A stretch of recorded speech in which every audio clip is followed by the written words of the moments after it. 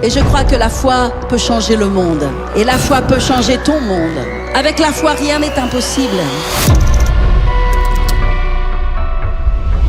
He will let you experience His presence and His glory in a whole new way. Something special takes place when you're exchanging your brokenness with worship. A different level of intimacy with God comes. Your value is that you were born into the kingdom of God. You're a citizen of another realm. You don't have to operate by what you see. You don't have to operate by what you hear. You're bigger, and the greater one on the inside of you is always going to bring you to the top and make you bigger than anything you're going to face. La gloire de Dieu vient lorsque la foi est là. Lorsqu'il a eu la révélation de cette parole, la foi s'est levée dans son cœur. Les gens guéris ne restent pas allongés au lit. Lève-toi. Parce que la foi est le soutien de la gloire.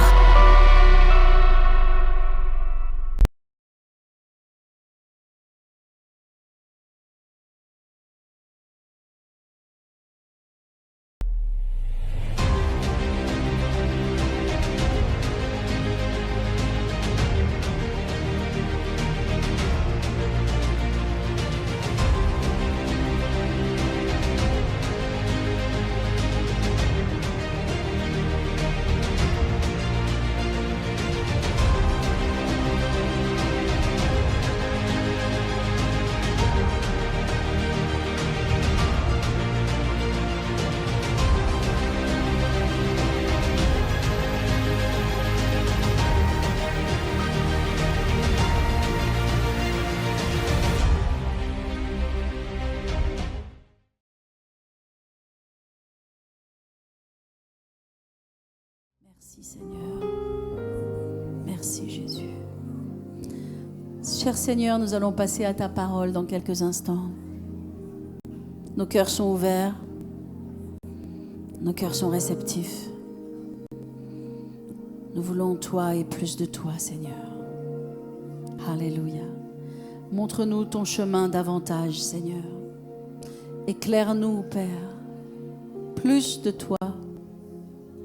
Plus, c'est notre prière. Alléluia. Que toutes les autres lumières s'éteignent et que la lumière de Dieu apparaisse, prenne toute la place.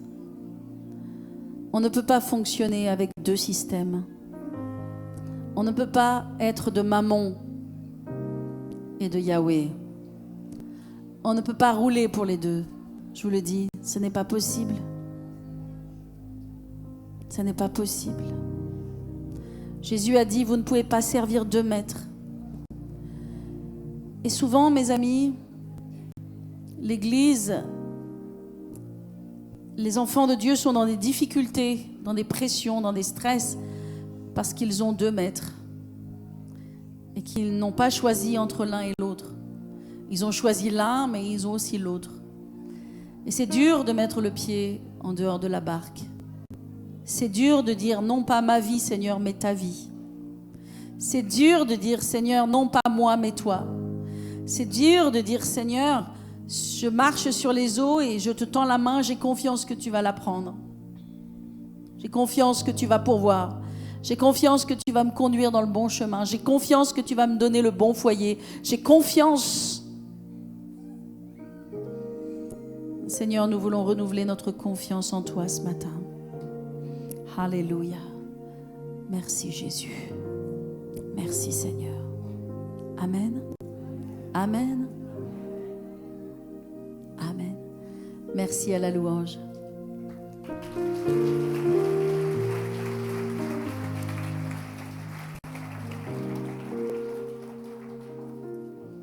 C'est vrai, mes amis, que Jésus a dit, vous ne pouvez pas servir deux maîtres. Ou vous haïrez l'un et servirez l'autre, ou vous servirez l'un et haïrez l'autre, mais vous ne pouvez pas servir Dieu et Mammon. Ce que je vous dis, je n'ai pas prévu de vous le dire, mais je crois que je le dis par le Saint-Esprit. Jésus a dit ces paroles. Ces paroles sont la vérité. Il ne juge pas, mais il ne ment pas. Et souvent, ce qui cause des résistances, des frustrations, des blocages, des pressions, des tiraillements, où on est tiré, c'est parce qu'on n'a pas choisi un seul et unique maître. Mais quand on l'a choisi, c'est plus simple. Il est notre source, il est notre provision, et nous nous abandonnons dans ses bras, et il nous conduit sur le chemin. Mais aussi longtemps que nous avons 2 maîtres, aussi longtemps que nous sommes entre l'un et l'autre, que nous sommes assis au milieu, nous ne pourrons pas entrer dans la plénitude de ce que Dieu a pour nous. Alléluia. C'est vraiment un culte conduit par le Saint-Esprit. C'est vraiment un culte de consécration ce matin. Amen. Est-ce que vous êtes bénis? J'ai une parole ce matin que je veux vous partager à propos de la prière. Et dans mon désir, dans mon cœur, ce que Dieu met dans mon cœur, c'est de vous aider à prier. De vous aider dans votre vie de prière. Et donc, cette parole, je crois qu'elle va vous aider à mieux prier, à davantage prier, à ce que la prière soit quelque chose de plus facile pour vous, dans lequel vous pouvez entrer plus facilement. Alléluia. Je crois qu'il y a beaucoup d'enfants de Dieu sincères, qui aiment Dieu, mais qui ont des difficultés à prier. Que si vous devez leur demander qu'est-ce qu'il en est de leur vie de prière, ils seraient embarrassés de répondre. Parce qu'ils sont capables de servir, ils sont capables d'être là et de faire quelque chose. Mais quand il s'agit de s'isoler, de se mettre à part, alors qu'il y a tellement de choses qui tirent notre attention, eh bien, la prière est un exercice difficile pour eux. C'est une chose difficile. D'ailleurs, je n'aime pas dire que la prière est un exercice. Parce que la prière n'est pas un exercice. La prière est une relation. La prière est une communion. Et ce matin, je veux vous donner des clés pour que ce passage dans la vie active, dans la vie dans laquelle vous êtes, dans votre travail, dans les choses de tous les jours, ce passage, cette transition, cette frontière, de passer de la vie naturelle à la vie spirituelle, de la vie active, de la vie de travail à la vie où nous sommes face à Dieu, pour que cette transition, elle soit plus facile, elle soit plus simple. Est-ce que ça va pour vous? Un peuple qui prie est un peuple spirituel. Un peuple qui prie est un peuple puissant. Pourquoi devons-nous être plus spirituels? Parce que quand nous sommes plus spirituels, nous sommes plus forts. Nous sommes plus puissants. Nous sommes moins sujets à la chair, aux émotions, au haut et au bas, à la crainte, à la peur et au doute. Nous marchons avec assurance. Et c'est exactement ce que Dieu a prévu pour nous, que nous marchions avec assurance. Dieu n'a pas prévu que nous soyons tout le temps effrayés, émotionnels, en haut, en bas, j'avance, je recule, je dis oui, je dis non, je m'engage, je me désengage. Dieu n'a pas prévu cela. On est censé être tranquille, avancer avec une marche solide.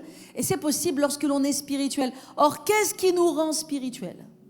Il y a 3 éléments indispensables de notre vie spirituelle. C'est incontournable, c'est pour le plus grand pasteur qui existe, s'il y en a un, ça n'existe pas d'ailleurs, et c'est pour la personne la plus insignifiante qui entre dans le royaume de Dieu.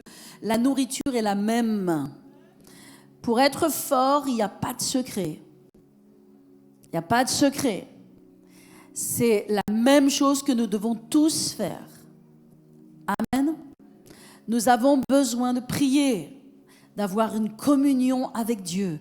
Nous avons besoin de manger le pain de vie, de manger la parole, de lire la Bible. C'est incontournable. Et nous avons besoin de venir à l'église. Ces 3 choses sont incontournables, nécessaires. Si vous enlevez une de ces choses, vous pouvez avoir de la force spirituelle, mais il vous manquera quelque chose. Mais si vous enlevez 2 de ces choses, ou même 3 de ces choses, vous n'irez pas loin. L'ennemi aura l'avantage sur votre vie. Il entrera par toutes ses séductions et par ses ruses, et il vous piégera. Donc la force de l'Église, c'est quoi?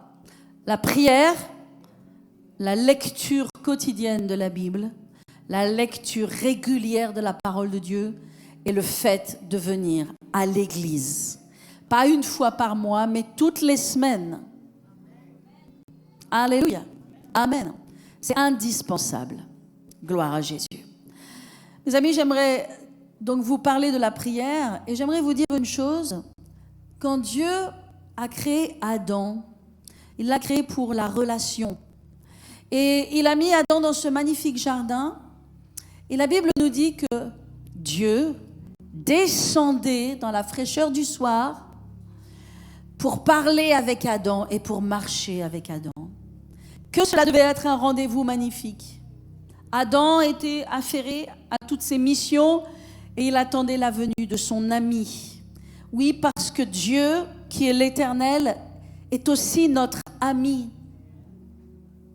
Et ensemble, marcher dans le jardin, traverser le jardin en parlant, en échangeant, en discutant, en demandant conseil. Quelle vie merveilleuse!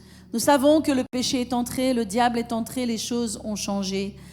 Adam a dû quitter le jardin d'Éden. Maintenant, il n'y avait plus Dieu pour descendre dans la fraîcheur du soir. Ce n'est plus comme cela. Maintenant, c'est nous qui allons vers Dieu. Dieu est là. Il est toujours là. Il a dit sur la croix, tout est accompli.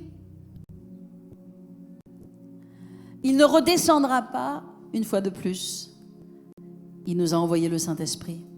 Maintenant, c'est à nous de venir vers lui. Dieu ne viendra pas vers nous. Cette phrase n'est pas la bonne phrase. Il est là et il est avec nous. Mais comprenez, c'est à nous de venir vers lui. C'est à nous maintenant, dans notre démarche, à nous. C'est selon notre initiative. C'est nous qui choisissons le rythme. C'est nous qui choisissons la fréquence. C'est nous qui choisissons l'heure et le temps. Dieu est toujours là. Sa ligne est toujours ouverte. Son accès est toujours ouvert. La route est toujours ouverte. Il n'y a pas de péage sur cette route. Quand tu dois prendre cette route que Jésus a inaugurée dans son sang, comme nous le parle le livre des Hébreux, que cette route, cet accès à Dieu, lorsque le voile a été déchiré, cette route a été inaugurée par son sang. Il n'y a pas de péage sur cette route. Tu n'as rien à payer pour prendre cette autoroute. Mais c'est selon ton cœur. C'est selon ce que toi tu veux. Et Dieu va respecter tes présences et tes absences, ton appétit ou ton non-appétit. Dieu va respecter. Mais je vais vous aider et je vais vous parler de la prière. Alléluia. Gloire à Jésus. Amen. J'aimerais que nous tournions ensemble dans Luc 11. Regardez dans l'évangile de Luc 11 au verset 1.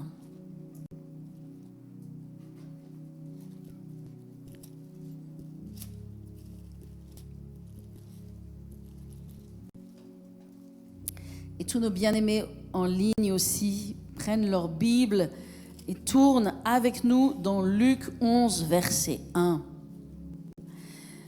Il est écrit: Jésus priait un jour en un certain lieu. Lorsqu'il eut achevé de prier, un de ses disciples lui dit: Seigneur, enseigne-nous à prier. Et il va leur dire au verset 2, quand vous priez, dites, Père, que ton nom soit sanctifié, que ton règne vienne. Donne-nous chaque jour notre pain quotidien. Pardonne-nous nos péchés, car nous pardonnons aussi à quiconque nous a offensés, et ne nous induis pas en tentation. Au verset 1, il est écrit: Jésus priait un jour en un certain lieu. Voyez-vous, Jésus qui est le Fils de Dieu, qui a tout le ciel derrière lui, les anges avec lui, qui a une connaissance que vous et moi nous n'avons pas, qui connaît sa mission, n'a pas pu faire ce qu'il avait besoin de faire sans la prière. Et tout au long de son ministère, on voit que Jésus avait besoin de s'isoler et de prier. Et mes amis, quand il priait et il était capable de prier et de passer la nuit en prière. Et quand il a envoyé les disciples sur le lac et que les disciples n'arrivaient plus à avancer à cause de la tempête, il les a rejoints à quelque chose comme 3 ou 4 heures du matin. Il avait été tout ce temps en prière. Il parlait à son Père. Si Jésus, pour être puissant, avait besoin de parler à son Père, combien nous avons besoin de parler à notre Père? Jésus parlait à son Père et après, il marchait sur les eaux. Jésus parlait à son Père et après, il guérissait les aveugles. Il y a quelque chose d'excellent dans la prière, il y a quelque chose d'unique dans la prière. C'est que nous laissons notre nature, nous laissons nos fardeaux, nous laissons toute notre chair pour recevoir un revêtement. La prière est un revêtement. Dieu vient mettre son manteau sur nous. Dieu vient mettre ses pensées en nous. Dieu vient mettre son cœur en nous. Et il va nous donner dans la prière ses directives, ses conseils, ses avertissements. Et combien nous en avons besoin. Alors Jésus, il a donné une prière. Nous le connaissons, les catholiques le connaissent bien, même mieux que nous. Et cette prière, c'est le Notre Père. Alors, je n'ai pas pris celle qui est dans Matthieu, j'ai pris celle qui est dans Luc. Mais cette prière, vous savez, il la répète, il la récite. Cependant, Jésus nous a dit, ne soyez pas comme les païens. Je ne suis pas en train de dire que les catholiques sont des païens, mais pas du tout. Mais il dit, ne soyez pas comme les païens qui pensent qu'à force de répéter les mêmes choses, n'est-ce pas, des prières, des vaines prières, de répéter les mêmes choses, ils pensent que c'est comme ça qu'ils vont recevoir de Dieu. Dieu ne nous appelle pas à répéter les mêmes choses pour obtenir de lui, mais il nous donne par cette prière un chemin. Tout le monde dit le mot chemin. Lorsque Jésus a donné cette prière, il a donné un chemin de prière. Qu'est-ce que c'est un chemin ? C'est quelque chose qui t'amène d'un endroit et qui va te permettre d'avancer pas après pas, n'est-ce pas? Endroit après endroit dans ce chemin vers un autre endroit. Et donc cette prière n'est pas une prière à réciter telle qu'elle, mais elle nous donne un chemin pour aller jusque dans la présence de Dieu. Elle nous donne un chemin pour obtenir et recevoir de Dieu. Non pas que nous voulions recevoir de lui c'est pas convoitise, avec, quand on aime les choses, quand on veut les choses, conviction, envie, oui, c'est cupidité. Pardon, on est loin là. Non pas de recevoir. Vous savez, le problème, c'est que parfois on veut tellement la chose dont on a besoin que on utilise des choses de Dieu comme un moyen pour obtenir. Jésus ne veut pas nous donner la chose, il veut recevoir notre cœur. Il n'est pas un distributeur. Et aussi longtemps qu'on le prend pour un distributeur, on va avoir du mal à obtenir. Mais cependant, nous obtenons quand même parce que Dieu est bon et miséricordieux et il sait que nous ne sommes que poussière. Donc dans sa grâce, il nous donne beaucoup. Mais Jésus ne veut pas être confondu avec un distributeur dans lequel on met une pièce, on appuie sur un bouton et on reçoit ce que l'on veut. Jésus, il ne veut pas qu'on prie pour obtenir. Il veut que l'on prie pour s'approcher de lui. Il veut que l'on prie pour le connaître. Et alors que vous priez pour s'approcher de lui, vous allez recevoir tout ce dont vous avez besoin. Et Jésus l'a dit dans son sermon, dans son premier sermon, il a dit, cherchez premièrement le royaume de Dieu et sa justice, et toutes ces autres choses. De quoi avait-il parlé? Du manger, du boire, du vêtement, du toit, toutes ces choses dont nous avons besoin. Il dit, et toutes ces choses vous seront données par-dessus. Alléluia. Amen. Donc la prière, c'est le cœur. Et bien souvent, les gens savent prier dans le sens où ils savent intercéder. Et aussi, ils savent prier en langue. Et on en a parlé de la prière en langue, de l'importance de la prière en langue. Mais la première prière, qui est la reine des prières, qui est la prière qui débloque toutes choses avant toutes les autres, c'est la prière d'intimité et de communion. Et quand Jésus nous a donné le Notre Père, il nous a donné une prière de communion. Et je vais vous la décrire rapidement, telle qu'elle est écrite dans Luc, je l'aime bien, où il est écrit « Père ». Voyez-vous, vous ne pouvez pas commencer à prier sans reconnaître que Dieu est votre Père. Et d'ailleurs, il n'est pas juste Dieu, il est Père. Et dans le fait qu'il y ait Père, il y a toute la doctrine de l'adoption. Car nous avons été adoptés. Et c'est pourquoi nous pouvons crier « Abba, Père ». Nous avons un Père. Donc, la première chose dans la prière, quand tu t'approches de Dieu, reconnais que Dieu est ton Père. Premièrement, je suis en train de dire comment avoir une vie de prière facile. Si vous suivez ce schéma, et j'en ai un autre à vous partager, que Dieu me fasse grâce d'arriver à enseigner tout ce que j'ai besoin d'enseigner ce matin. Mais quand je vous dis ces choses, vous allez recevoir des clés pour que votre vie de prière soit vraiment tellement plus facile et tellement plus fluide. Il y avoir beaucoup d'opposition et de résistance, de passer d'un monde à un autre, n'est-ce pas? Ça va être beaucoup plus facile. Alors ça commence par reconnaître Père. Dieu, tu es mon Père. Je te remercie de ce que tu es mon Père, de ce que tu es un bon Père. Tu es le Dieu créateur du ciel et de la terre, mais tu es aussi mon Papa. Tu es celui qui m'aime, tu m'as choisi. Et vous commencez à prier. Tu m'as choisi, c'est toi qui es venu me chercher. Tu m'as aimé le premier. Tu es venu me chercher et tu es mon Père. Et je te remercie de ce que tous les plans que tu as pour ma vie, toutes les choses que tu as pour ma vie, elles sont bonnes. Tu n'as pas de mauvais plans pour ma vie parce que tu es Père. Et vous pouvez prier sur Père. Vous pouvez prier sur Père même pendant 1 heure. Vous savez, le problème des gens dans la prière, c'est que leur vie de prière s'éteint vite. Ce n'est pas qu'ils ne veulent pas, c'est qu'ils n'arrivent pas. Ce n'est pas qu'ils ne veulent pas, c'est qu'ils ne savent pas. Alors ils viennent avec leurs besoins et hop, ils viennent vers Dieu, ils balancent la sauce, ils balancent le fardeau, ils disent « Seigneur !» Et après, quand ils ont dit tout ça, il n'y a rien, ni avant, ni après. Imaginez que vous ayez des invités, que vous les invitiez chez vous. Ces personnes, elles viennent, elles ne sonnent pas à la porte, elles ne frappent pas à la porte, elles n'attendent même pas d'ailleurs que vous ouvrez, elles entrent.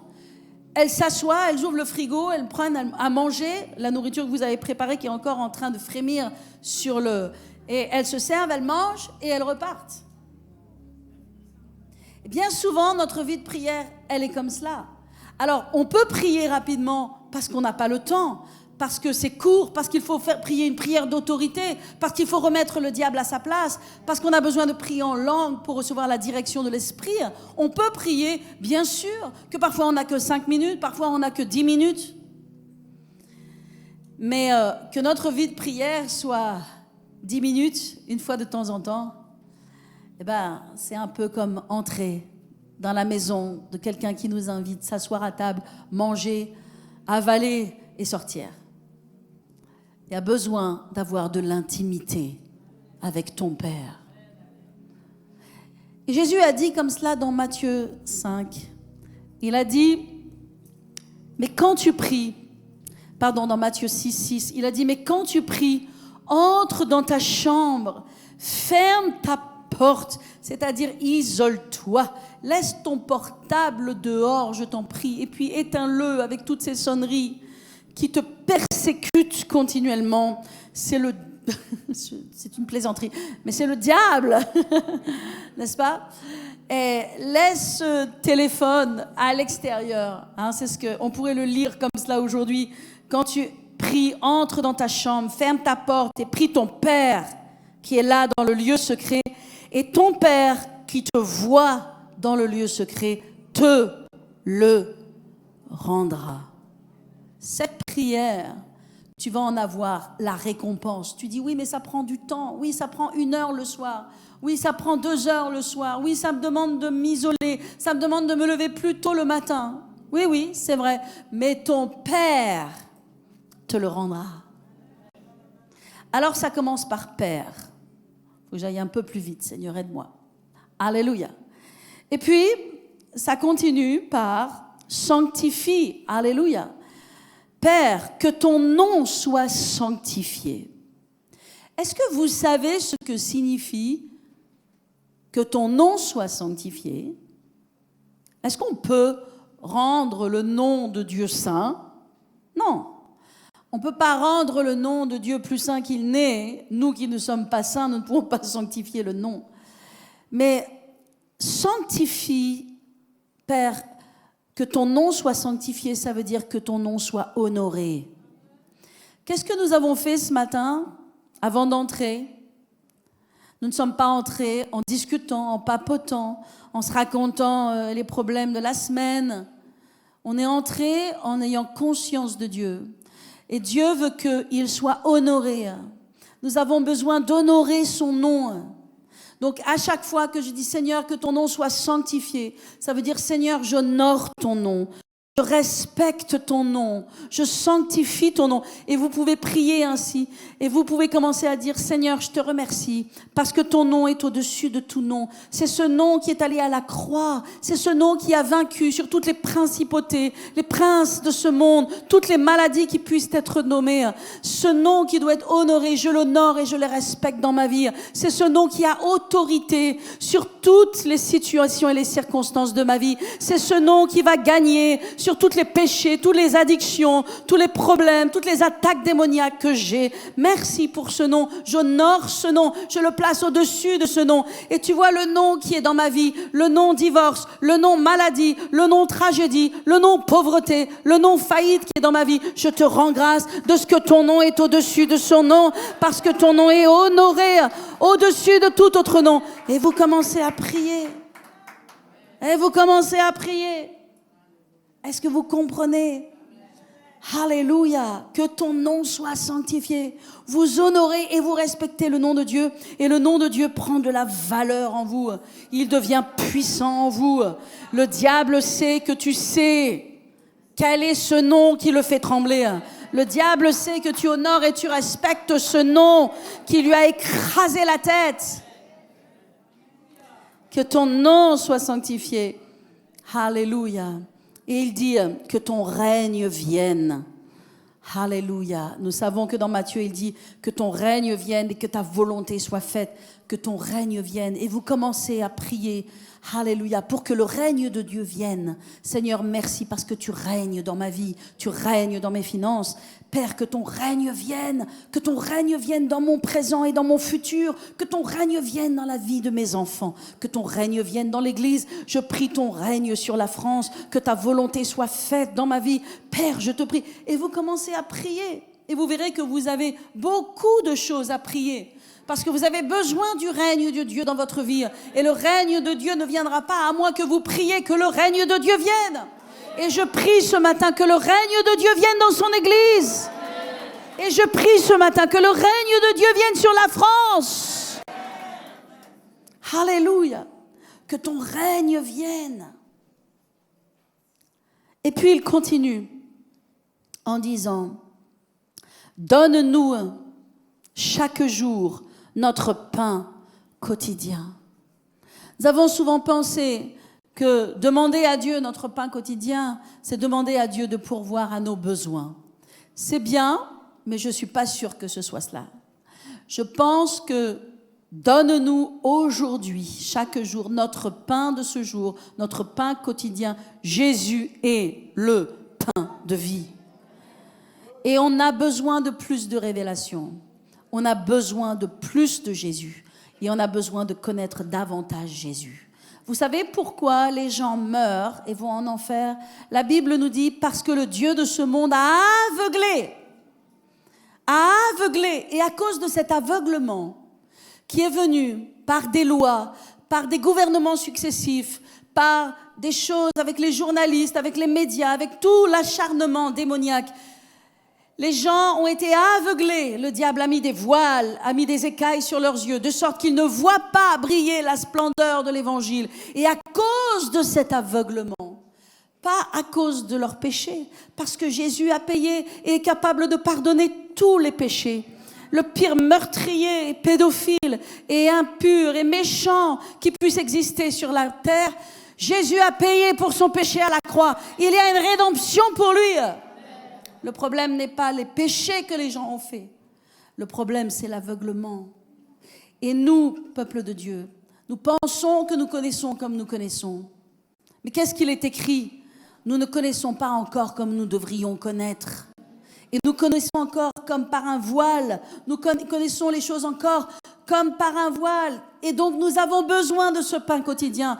Et quand nous disons, Seigneur, donne-nous ce pain de ce jour, donne-nous plus de toi, plus de la révélation de qui tu es. Peut-être vous pensez, mais ma prière devrait être, Seigneur, mais donne-moi cet appartement, mais donne-moi ce travail, mais donne-moi cette promotion, mais donne-moi cette clé dont j'ai besoin. Mais je te dis, ce n'est pas ce dont tu as le plus besoin. Ce dont tu as le plus besoin, c'est de connaître Christ. Paul a dit, afin que je connaisse Christ et la puissance de sa résurrection et que j'ai la communion à ses souffrances. C'est ce que nous devons désirer. Et qu'est-ce que Paul a dit? Il a dit, toutes ces choses anciennes que je considérais comme des gains, moi, hébreu, né d'hébreu, de la tribu de Benjamin, né de pharisien, avec un zèle excessif, circoncis le 8e jour. Et il fait la liste de tout ce qui fait sa gloire, de tout ce qui fait sa fierté, de tout ce qui fait de lui un homme honorable et acceptable, de tout ce qui fait quelqu'un qui a de l'impact dans la société. Et il dit, toutes ces choses, je les considérais comme un gain. Avant, il les considérait comme un gain, mais désormais, je les considère comme de la boue. Et il dit, d'ailleurs, je considère toutes choses comme de la boue, afin de gagner Christ.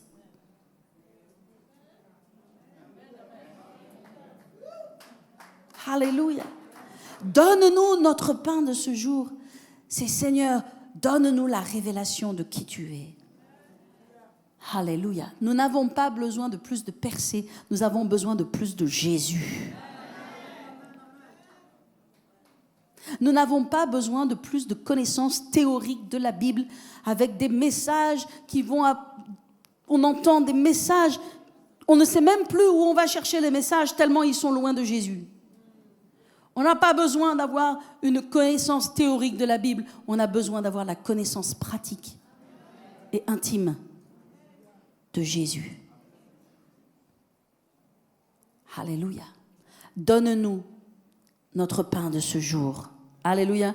5e, il dit, pardonne-nous de nos péchés, car nous aussi nous pardonnons à quiconque nous offense. Vous voyez, dans ce chemin de prière, il y a exactement dans ce chemin de prière 6 points. Un point est sur le pardon. Alors, si quelqu'un peut me faire le ratio, ça doit faire du 20%, 15%, 18%. Donc, imaginez l'importance du pardon dans notre vie chrétienne. Parce que quand il s'agit de montrer la prière, que nous avons besoin de prier, Jésus, il y a 6 points là, Jésus, mais dans ces 6 points, un de ces 6 points, c'est le pardon. Nous ne comprenons pas à quel point le pardon est essentiel en tant que chrétien.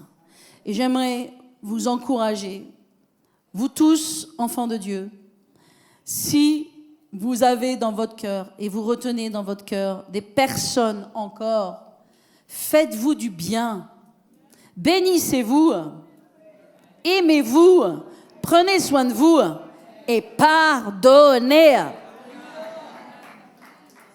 Et à chaque fois que la personne revient dans votre cœur avec ses menaces, avec ses scandales, avec ses murmures, avec ses critiques, avec ses injustices, et que votre cœur veut s'enflammer encore, ça peut arriver, on est humain, pardonnez. Dites, Seigneur, je pardonne, Seigneur, je libère. Faites-vous du bien. Parce que si vous voulez que la prière et la marche avec Dieu et la communion avec Dieu, vous voulez que ça fonctionne pour vous, ce ne sera pas sans le pardon.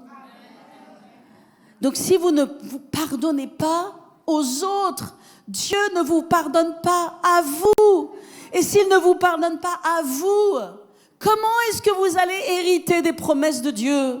Comment est-ce que vous allez recevoir les bénédictions précieuses qu'il doit déverser dans votre vie? Si vous retenez les gens dans votre cœur, Dieu vous retient dans son cœur et il ne vous libère pas les promesses et les bénédictions que vous demandez à Dieu. C'est pourquoi Jésus a dit, ne vous trompez pas, dans votre prière, vous avez besoin de demander à Dieu pardon pour vos péchés, parce que vous péchez, parce que nous péchons tous. D'accord? Et vous devez pardonner ceux qui vous ont offensés. C'est un non négociable. Amen. Donc ça doit faire partie de votre vie de prière. Alléluia. Ça doit faire partie de votre vie tout court en tant qu'enfant de Dieu. Amen. Jésus nous a tous pardonnés à la croix. Tous. On a tous été pardonnés. Alors nous devons nous pardonner les uns les autres. C'est très important pour Dieu. Je sais que c'est dur parfois. C'est dur, mais Dieu nous le demande. Alléluia. Alors mettons un sourire sur notre visage. Soyons prêts à bénir. Soyons prêts à aimer. Soyons prêts à ne pas retenir les péchés de nos frères et de nos sœurs. Sachant que nous péchons nous aussi. Alléluia. Et sixièmement, finalement, il est écrit, ne nous induis pas en tentation. Et ça, il faut que je vous explique ce que ça veut dire. Alléluia. Et dans la version, je crois, dans Matthieu, dans l'autre version de cette prière, il dit, ne nous induis pas en tentation et délivre-nous du mal. Amen. Vous savez, cette prière-là, c'est la prière où vous demandez à Dieu. Vous demandez à Dieu de vous aider. C'est là où vous demandez de l'aide à Dieu. Amen. Alors, je ne suis pas en train de vous enfermer dans quelque chose en vous disant, vous devez absolument avoir fait les 5 points de prière, vraiment, check, check, check, check, dans tous les points. Et après, là, enfin, je ne suis pas en train de vous enfermer. Vous savez, Dieu n'est pas religieux, Jésus n'est pas religieux. Il n'enferme pas les gens dans des... Je suis en train de vous expliquer quelque chose et après, vous faites avec votre vie. Mais là, à ce moment-là, je pense que c'est vraiment la prière pour nos besoins. Parce que nous venons vers Dieu avec des besoins, nous faisons face à des menaces, à des dangers, à des craintes, à des peurs. Il y a des choses qui ont besoin de venir dans notre vie. Et quand Jésus dit « ne nous induis pas en tentation », il est en train de dire « ne permets pas que quelque chose, ne permets pas qu'il y ait quelque chose qui nous fasse tomber. Ne permets pas que je tombe. Ne permets pas qu'il y ait quoi que ce soit qui vienne me détruire. » Voilà ce que cela veut dire. Ne permets pas que nous tombions en tentation. Alléluia. Dieu ne nous tente pas avec le mal, mais Satan vient avec le mal. Satan est celui qui ferme des portes. Satan est celui qui tourne des cœurs contre nous. Satan est celui qui fait lever des géants. Satan est celui qui amène des tempêtes et des tornades.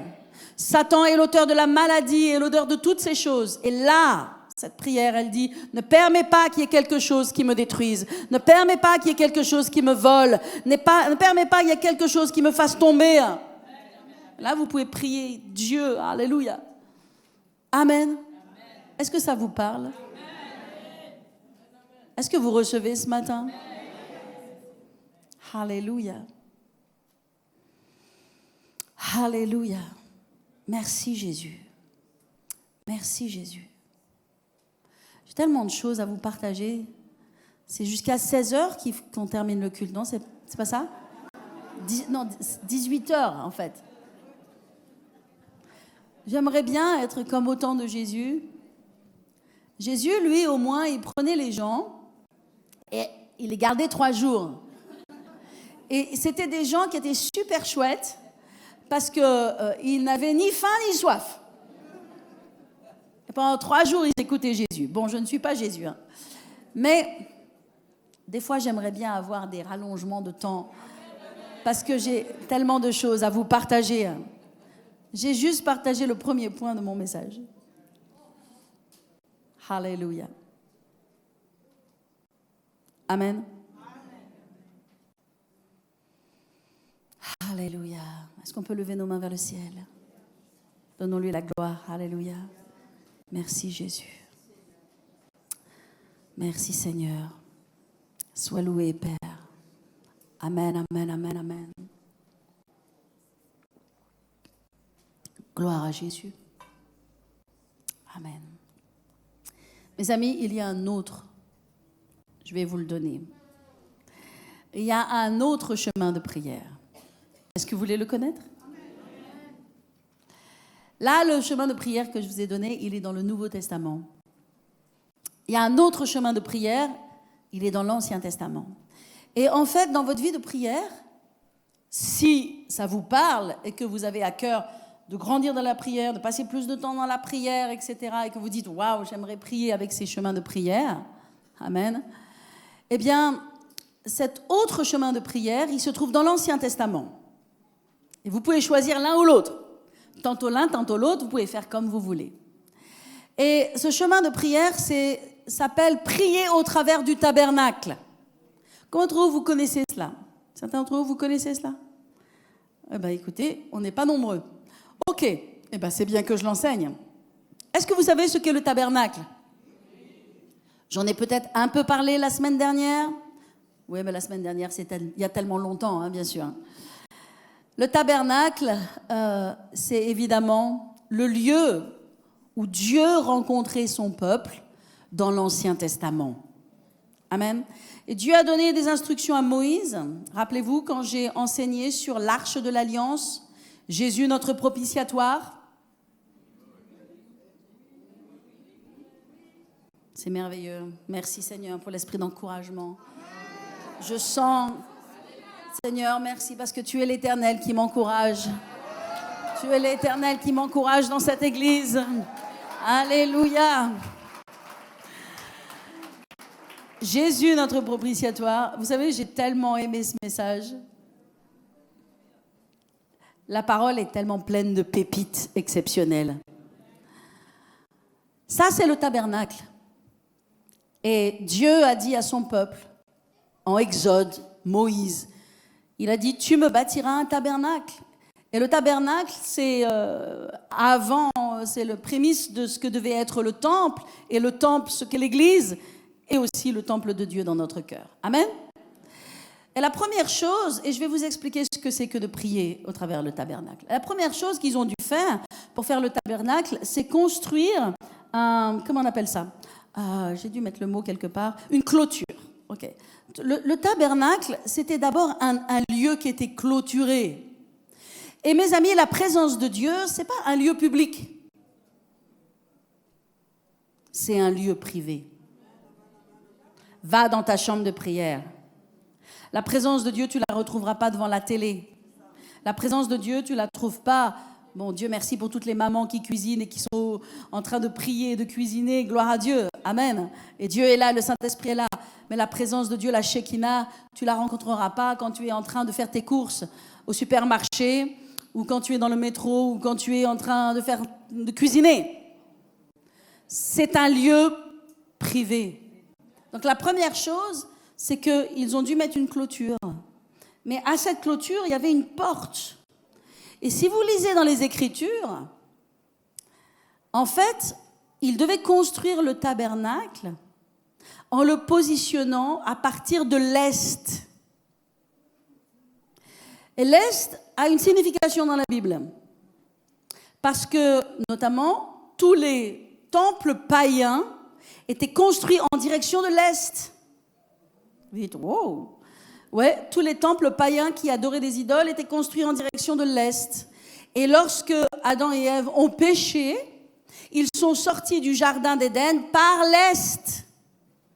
Et l'est représente ce qui est loin de Dieu, ce qui est éloigné de Dieu.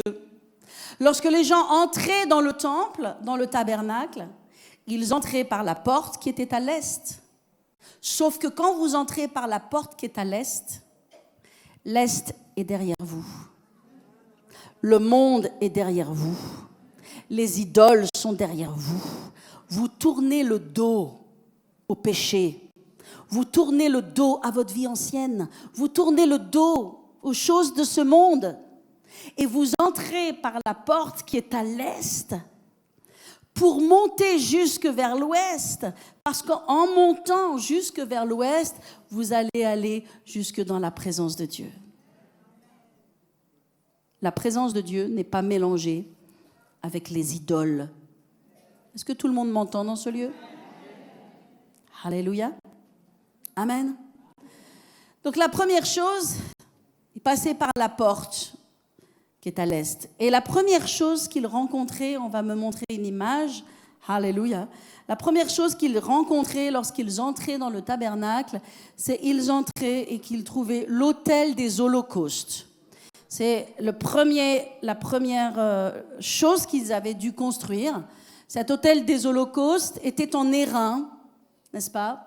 Et c'est là où les animaux le plus parfaits possible étaient sacrifiés. C'était bien sûr un lieu de sang. Il y avait énormément de sang, de chair d'animaux. C'était un spectacle absolument horrible. Vous entriez là, et il y avait l'autel des holocaustes. Évidemment, l'autel des holocaustes représente la croix. Ce lieu sanguinaire, tellement bien représenté dans la passion du Christ, où il y a Jésus qui a été fouetté, sa chair qui a été arrachée, et c'est toute la passion du Christ, c'est tout le sacrifice de Christ. Et c'est important de dire que c'était construit en airain. Comme vous savez, dans la Bible, il n'y a aucun hasard. Et vous retrouverez 3 métaux dans la construction du temple. Vous retrouverez l'airain, l'or et l'argent. L'airain représente le jugement. Rappelez-vous le serpent qui a été levé dans le désert. C'est un serpent, c'est pas un serpent d'or, ni un serpent d'argent, c'est un serpent d'airain. Pourquoi est-ce que c'est un serpent d'airain? Parce que l'airain est le seul métal qui résiste au feu. Et le feu, dans la parole de Dieu, représente le jugement. Voyez-vous, Jésus, il est le serpent d'airain. Il a en lui tout ce qu'il faut pour résister, n'est-ce pas? Et pour passer au travers du jugement pour nous. Et donc, la cuve, n'est-ce pas? Cet autel des holocaustes, il était fait en airain pour supporter et subir le feu de Dieu, le feu du jugement de Dieu. Et le jugement de Dieu est tombé sur le péché, la malédiction que Satan a amené dans ce monde. Alléluia. Prier par le temple, c'est commencer à la porte de l'Est et dire « Seigneur, je laisse le monde derrière moi, les idoles derrière moi, le péché derrière moi. Et je viens à cette cuve, à cet autel des holocaustes. Et Seigneur, Père, là, je sais, je te remercie parce que l'agneau pur et parfait a été immolé pour moi. » Et vous commencez à prier.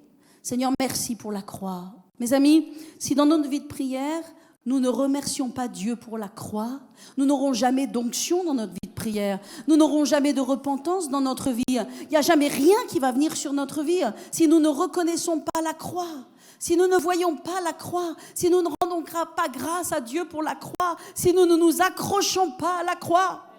La croix est le sujet de toutes nos bénédictions, de toutes nos délivrances, de toutes nos victoires. C'est la croix. Alors on a besoin de prier à la croix, de se tenir au pied de cette croix et de prendre tout ce dont on a besoin à cette croix. Priez, Seigneur, merci pour ton sang, merci pour ta chair qui a été brisée. Seigneur, je reconnais que tu es l'agneau parfait. Et vous priez, et vous priez. Et ça peut prendre du temps, et plus vous priez, votre cœur devient tendre devant Dieu. Votre adoration n'est pas faite que de chants et de louanges. Maintenant, c'est votre cœur qui adore, c'est votre bouche qui adore.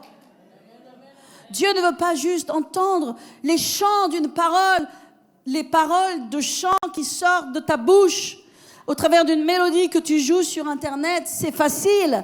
Dieu veut entendre le chant de ton cœur qui sort par ta bouche.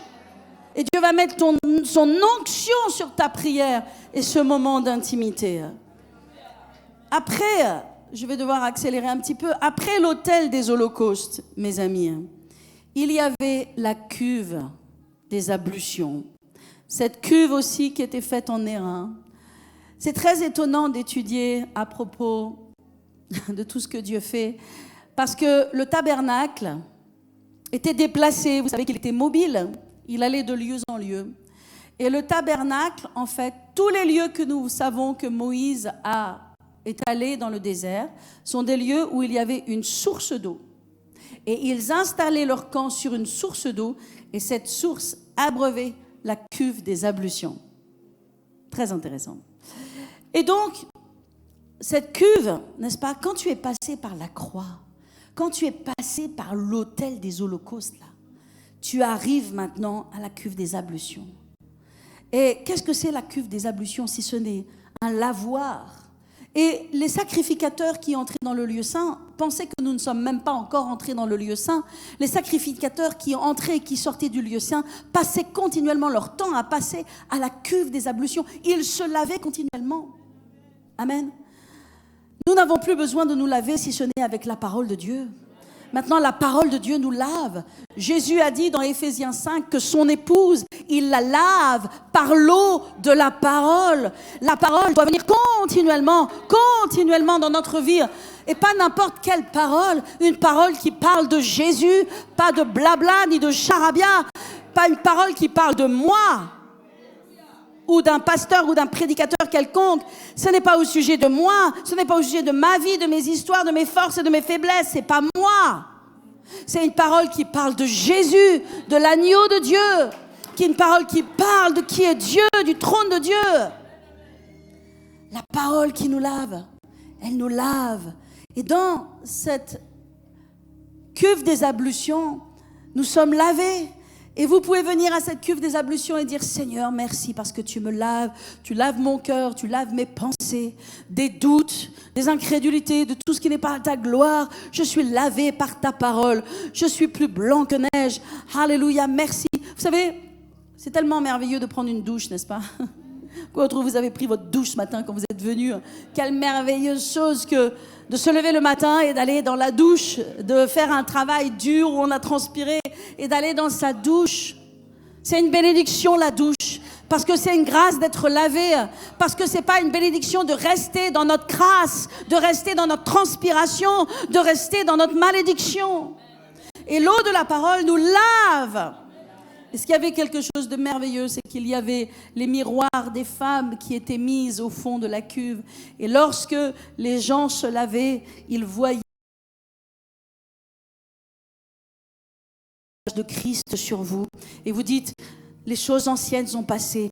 Seigneur, merci parce que toutes choses sont devenues nouvelles. Je suis maintenant une nouvelle création, Jésus-Christ. Merci, Père. Combien je suis une créature merveilleuse. Combien je suis une créature belle. Merci, Père. Toute l'identité de Christ, nous sommes plus forts. Nous sommes plus que vainqueurs. Alléluia. Plus grand est celui qui est en nous que celui qui est dans le monde. Toutes ces choses, tu le trouves à la cuve de l'ablution. Tu trouves ton identité en Christ. Mais mes amis, quand tu pries cette prière, tu n'en es qu'à au troisième point de prière. Tu es fort, tu es déjà fort. Tu es prêt déjà à vaincre tous les Goliaths, à détruire tous les conquérants. Alléluia. Amen. Parce que là, tu es restauré. Tu es lavé et restauré dans ton identité. Amen. Après, tu entres dans le lieu saint. Et maintenant, tu passes. Il y a un voile, tu passes et tu entres dans le lieu saint. Et quand tu entres dans le lieu saint, il y a 3 choses dans le lieu saint. Alors, dans le lieu saint, on commence à entrer dans la présence de Dieu. Et tu vas directement vers le chandelier. Il y a ce chandelier à 7 branches. 1, 2, 3, 4, 5, 6, 7. Très important qu'elle fasse 7 branches. Amen. C'est un chandelier dans lequel l'huile était déversée et ne manquait jamais. L'huile était déversée sans limite, continuellement. Dieu veut que tu ailles vers ce chandelier. C'est un chandelier où la lumière brillait continuellement. Et Jésus a dit, je suis la lumière du monde. Maintenant, tu viens au bord de la lumière. Et la lumière ne brille pas sans huile. Il y a là l'onction dont tu as besoin. Il y a le Saint-Esprit. Amen. Et tu vas recevoir là toute la sagesse de Dieu. Savez-vous pourquoi il y a 7 branches à ce chandelier? Parce qu'il y a 7 esprits à l'Esprit de l'Éternel. Quand il est parlé de Jésus, dans Ésaïe 11, verset 2, il est écrit « L'Esprit de l'Éternel reposera sur lui ». Et je vais vous lire les 7 esprits de l'Éternel qui étaient sur Jésus. 1. L'Esprit de l'Éternel reposera sur lui. Esprit de sagesse et d'intelligence. Esprit de conseil et de force. Esprit de connaissance et crainte de l'Éternel. Quand tu t'approches du chandelier, tu dis Seigneur, merci Père, je reçois ta lumière, tu es la lumière du monde. Je reçois aussi la sagesse et l'intelligence. Je reçois l'esprit de supériorité qui est sur toi, la crainte de l'Éternel dans mon cœur. Je reçois la lumière de Dieu et je reçois aussi l'onction qui vient sur ma vie, l'onction qui vient sur ma vie. Il y a tellement de choses encore plus à dire. Et le Saint-Esprit va illuminer toutes ces choses à l'intérieur de vous. Alléluia. Amen. Après, tu continues parce que tu ne t'arrêtes pas là. Tu as la lumière. Alléluia. Mais maintenant, tu vas à la table des pains de proposition. Comprenez que Exode, Moïse dans le désert, a reçu toutes ces indications. Et que toutes ces indications sont précisément l'incarnation de Christ. Parce que toute la Bible pointe sur Jésus. N'allez pas dans une église ou n'écoutez pas un message qui ne parle pas de Jésus. Parce que si les gens ne parlent pas de Jésus, et je peux vous assurer sur Internet, tout ce que je vois et ce que j'entends, il n'y a rien de Jésus dedans. Mais si ça ne parle pas de Jésus, ça n'a rien à voir avec la Bible. Jésus n'est pas venu pour faire du développement personnel.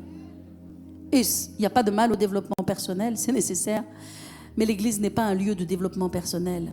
Jésus n'est pas venu faire du développement personnel. Jésus n'est pas venu te donner des clés de businessman, de businesswoman. D'accord? Jésus veut te donner la lumière d'en haut, la révélation du ciel, la grâce et la faveur qui ouvrent toutes les portes et qui fait tomber les géants, les Goliaths. Jésus est venu te donner ça. Tout pointe à propos de Jésus pour que tu sois sauvé, que tu sois un enfant de Dieu, que tu sois racheté et que tu sois la lumière du monde. Comme Christ est la lumière du monde. Alors maintenant tu te tournes vers cette table qui était en or. Maintenant tout est en or. Les reins, c'est avant. Les reins, c'est le jugement. C'est là où on a besoin d'être lavé. Maintenant c'est l'or. Et je vais te dire ce qu'est l'or. L'or, c'est la justice de Dieu. Maintenant, tu es dans la justice de Dieu. Dieu est ta justice. C'est beau, c'est beau. Et je vais te dire le dernier matériau, 2 matériaux dont je veux te parler, qui étaient faits dans le temple, dans le tabernacle. Il y avait l'argent. L'argent, on va en parler. Parce que avant d'entrer dans le lieu, dans le Saint des Saints, il y a 4 colonnes. 4 colonnes. Si on peut peut me remettre une ou deux images avant, s'il vous plaît? On voit des colonnes, je vais vous les montrer. Ces colonnes, ce sont des colonnes d'or. Et l'or, j'ai dit, c'est la justice de Dieu. Mais le socle de ces colonnes, c'est de l'argent. Et l'argent représente dans la parole de Dieu la rédemption. Oui, merci. Ici, on les voit à l'entrée du lieu saint, on voit quelques colonnes. Mais après, quand on va entrer dans le lieu très saint, juste avant d'entrer dans le lieu très saint, il y a 4 colonnes. Je n'aurai peut-être pas l'image à vous montrer. Ces 4 colonnes ont un socle. Ce socle est fait d'argent. Ok, les 4 colonnes. Ok, amen. Le socle est fait d'argent. Et la colonne est faite d'or. L'or, c'est la justice de Dieu. Mais l'argent, c'est la rédemption. Et ces 4 colonnes représentent les 4 évangiles par lesquels nous entrons dans la justice de Dieu et dans la rédemption. Et sans lequel nous ne pouvons pas entrer dans la présence. Mais je vais vous parler du lieu très saint tout à l'heure. Vous êtes toujours avec moi? J'accélère. Alléluia. Les pains de proposition. La table des pains de proposition, elle devait être toujours du pain frais. Toujours du pain frais. Amen. Il était continuellement renouvelé. Alléluia. Et ce pain, bien sûr, représente Jésus. Quand tu es allé au chandelier, n'est-ce pas, à la lumière du monde, à l'onction, à Jésus qui est ce chandelier, maintenant tu vas vers ce pain de vie. Comme dans le Notre Père, donne-nous notre pain quotidien. Et nous sommes là à nouveau dans le donne-nous notre pain quotidien. Donne-nous la révélation de Christ. Donne-nous ce pain de vie. Donne-nous de comprendre plus et davantage. Amen. Je vais aller un petit peu plus vite, mais je pense que vous avez compris. Alléluia. Ce pain qui ne rassit jamais, qui est toujours frais, qui est la table de communion avec Jésus. Et le troisième élément dans le tabernacle, dans le lieu saint, était l'autel des parfums. Amen. L'autel des parfums, c'est toute la louange et les prières que nous faisons monter à Dieu. C'est un parfum de bonne odeur devant Dieu. J'aimerais vous dire que Dieu entend nos prières. Il entend nos louanges. Et là, nous allons devant l'autel des parfums. Et vous comprenez que l'autel des parfums, vous voyez le rideau qui est derrière. Le rideau qui est derrière, c'est quoi? C'est le lieu très saint. Mes amis, tu n'entres pas dans le lieu très saint sans passer par l'autel des parfums. Là où il y a la prière, tu pries ton Dieu et tu adores ton Dieu. Et tu fais monter de l'encens, parce qu'il y avait de l'encens qui montait. Tu fais monter l'encens de la louange, de l'honneur. Tu ne peux pas entrer dans le lieu très saint sans l'autel des parfums. Amen. Alors maintenant, tu vois l'autel des parfums. Tu vois juste derrière les 4 colonnes, n'est-ce pas? Et tu vois maintenant le voile. Et je vais vous expliquer quelque chose à propos du voile. Le voile qui était dans le temple, alléluia, le voilà. C'est pas exactement l'image que j'aurais voulu, parce que ici, ce sont des chérubins. Je ne sais pas si vous en avez une autre. Merci. Ici, ce sont des chérubins, voilà, et étaient brodés, en fait, dans ce voile, tout le long du voile, n'est-ce pas, jusqu'au bout. Là, on n'en voit qu'une partie. Il était brodé des chérubins. Et vous dites, qu'est-ce que sont les chérubins? Les chérubins sont les anges de la présence de Dieu.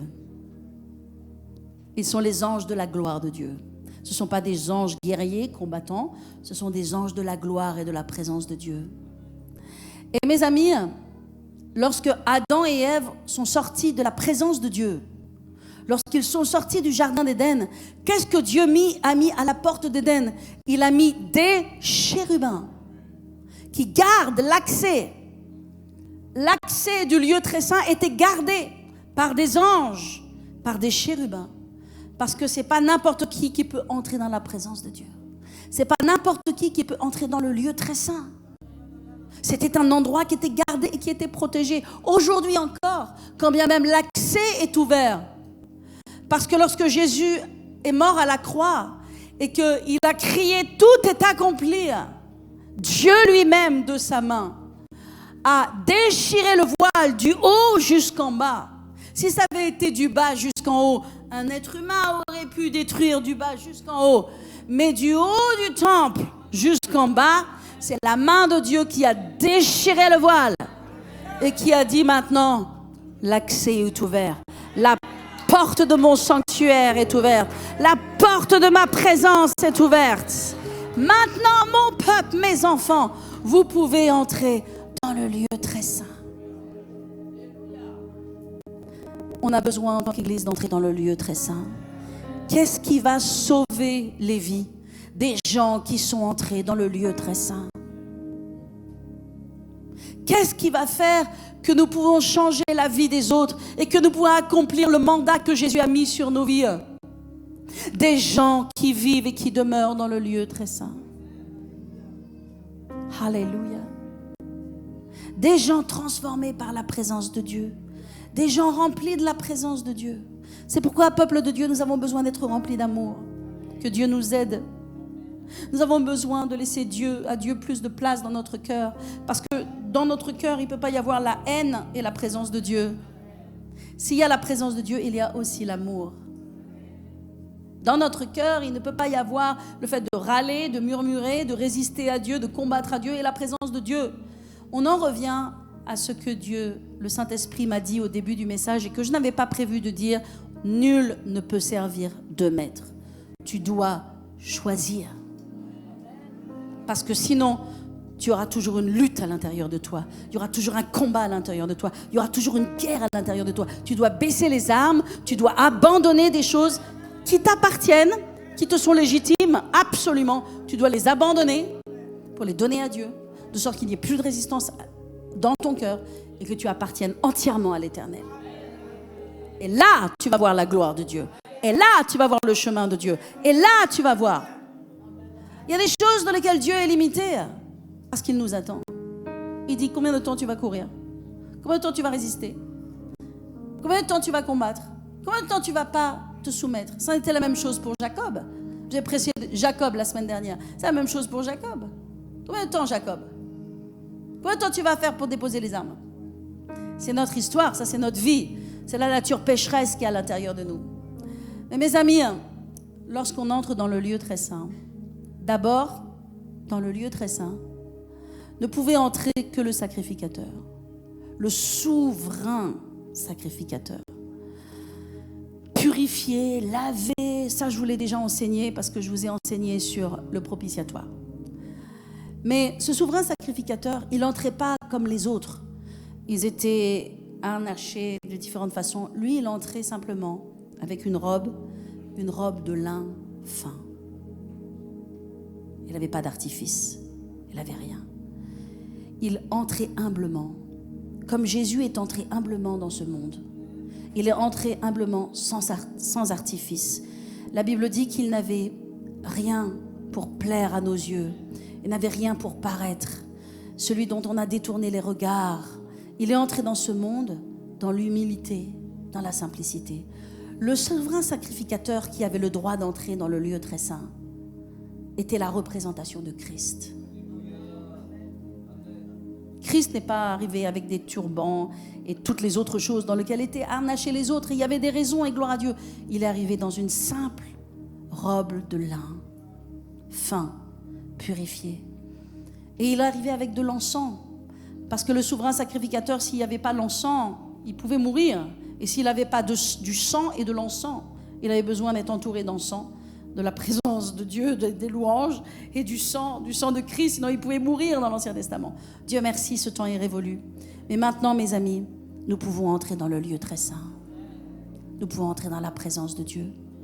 Et la Bible dit, ne vous approchez pas d'un trône de jugement. Mais maintenant, nous nous approchons d'un trône de miséricorde. Il est dit, approchez-vous donc du trône de la grâce, afin que vous puissiez trouver quoi? Miséricorde pour tous vos besoins. C'est un chemin de prière. Vous pouvez choisir l'un, vous pouvez choisir l'autre, vous pouvez faire les deux. Ces deux chemins de prière vous amèneront dans la présence de Dieu. Ils vous amèneront dans la consécration. Ils vous amèneront dans la victoire. Ils vous amèneront dans la gloire. Amen. Alors je répète simplement ce dernier chemin de prière et nous allons prier maintenant. Alléluia. Qui commence par la porte de l'Est, l'autel des holocaustes, la cuve des ablutions, le chandelier, la table des pains de proposition, l'autel des parfums, le voile et enfin le lieu très saint. Seigneur Jésus, c'est toi notre agneau, c'est toi notre vie. Nous voulons prier mieux, nous voulons entrer dans la prière que Jésus aime.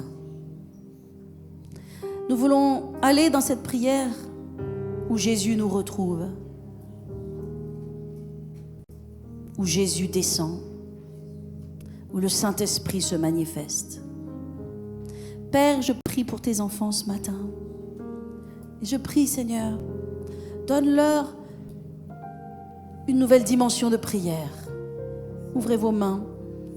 Alléluia. Donne-leur, Seigneur, une nouvelle dimension de prière. Père, qu'ils voient ta face. Pas juste tes mains, qu'ils voient ta face. Je prie dans cette église qui est vraiment une onction de prière. Une faim, une soif de prière. Je prie que l'église vienne prier le vendredi soir pour chercher ta face. Parce que combien tu te manifestes le vendredi soir dans cet endroit. Je prie que ton église ait faim et soif, Seigneur. Pas des choses matérielles, naturelles, techniques qui sont nécessaires de faire, mais des choses spirituelles. Spirituelles. Merci Jésus, du pain de vie. Merci Seigneur.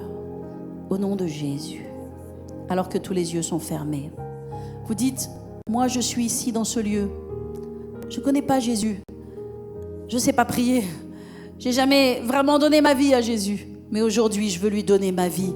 Et je veux voir sa gloire dans ma vie.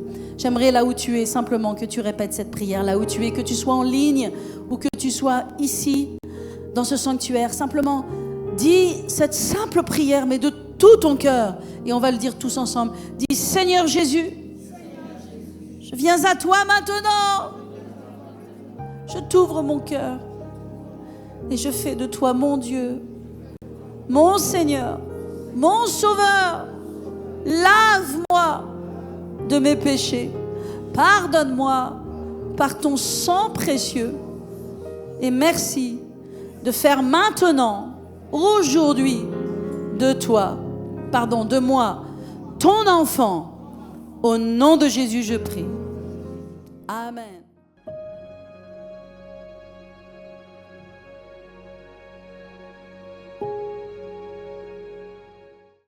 Bonjour à vous, c'est le pasteur Dorothée Ragia de l'église Paris Centre Chrétien. Aujourd'hui, je vous parle à partir de ma casquette de directrice de l'école biblique internationale. Et oui, je crois dans l'école biblique parce que l'école biblique, elle forme les gens et elle transforme leur vie. Nous sommes dans la fin des temps et il est important d'être fondé dans la parole de Dieu, de connaître les doctrines de la parole de Dieu et de repousser tout ce qui ne vient pas de la parole de foi. En tout cas, dans cette école, nous venons de diplômer récemment près de 550 étudiants de par le monde, en présentiel à Paris Centre Chrétien, sur la région parisienne, mais aussi jusqu'à Kinshasa, à Madagascar et même à Tahiti, ça veut dire dans le monde entier. Et je suis tellement heureuse de cela et fière de cela. Des gens ont été bâtis dans la parole, la foi, l'autorité de la parole de Dieu, comment être conduit par le Saint-Esprit, connaître son autorité spirituelle, qu'est-ce que c'est que d'être un homme en 3 dimensions, mais aussi aller dans les dons prophétiques, dans les dons de l'Esprit, être activé dans les choses de Dieu et tellement d'autres sujets, et notamment le caractère chrétien qui est si important pour vivre sa vie chrétienne et réussir. J'aimerais vraiment que tu puisses être au bénéfice de cette école, que Dieu te parle. Sache que tu peux avoir toutes les informations dans la description. Et bien sûr, inscris-toi rapidement parce que les places sont aussi limitées, que ce soit en ligne ou en présentiel. Sois béni et à très bientôt.